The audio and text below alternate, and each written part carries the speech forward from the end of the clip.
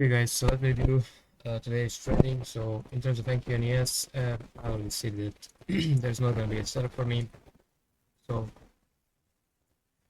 uh, I was looking for shorts after we came up and swept all of this liquidity, and we reached into these areas, and now we reached into this fair value gap. So I think we might actually get a setup, but it's too late actually. So the only way for me to get a setup out of here is probably if we inverse this and then maybe give me a break structure right here.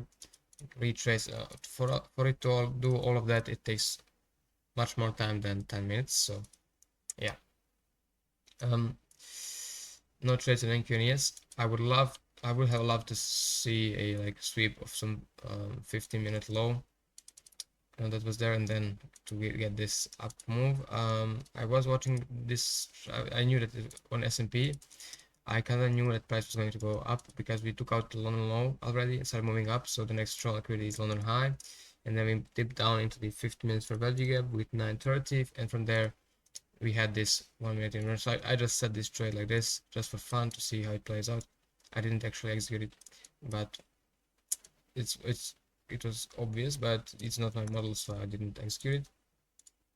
And then for the trade that I took today, it was on GBJPY, and it was a loss. So yeah, it's completely fine. The reason why I took trade, so we are consolidating, yes, but what I think is going to happen is on the weekly time frame, we're going to move up into this weekly fair value gap for us to go down, and that aligns with the daily time frame because we have this daily relative highs. So I was okay with taking longs today, and that is exactly what I got. So as you can see, we swept out the lows right here and then gave a inversion 5 minutes right here and a break structure right here. So this was my entry right here. Stop below the low and targeting the wick of Asia high for 3 hours basically. I got stopped out. I would not change anything about this setup. Maybe only that the 4 hour was kind of bearish and the 1 hour was kind of bearish. So only that.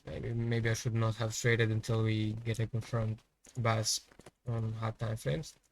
And then the setup that I missed was USD CAD, and the reason for that is, so I don't know why I didn't watch it and why I didn't consider it. But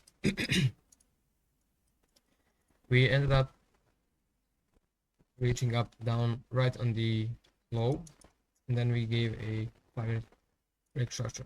This would have been an entry for me purely because sometimes price tends to reach into the wick and not actually sweep the low. So this would still count as a long for me, and the stop would be just below this, a bit larger because we did not actually sweep it. So yeah, and then the target would obviously be the high of Asia.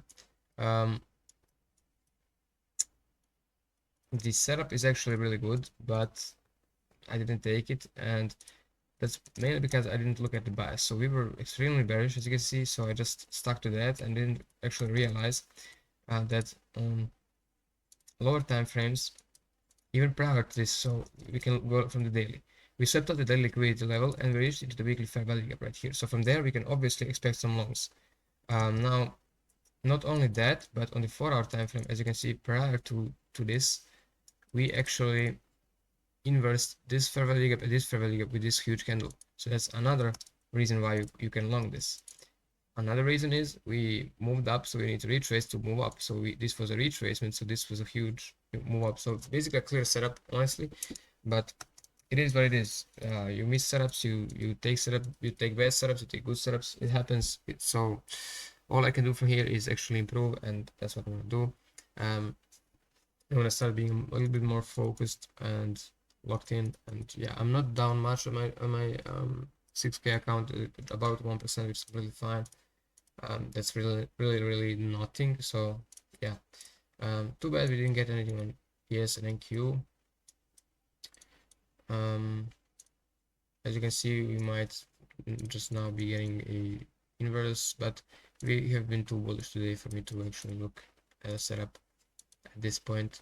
So yeah, I'm definitely done for today. Thank you guys for watching this, and I hope you enjoyed this video and learned something new. And definitely I'll keep you guys updated on the next trades I take in the remaining of the week.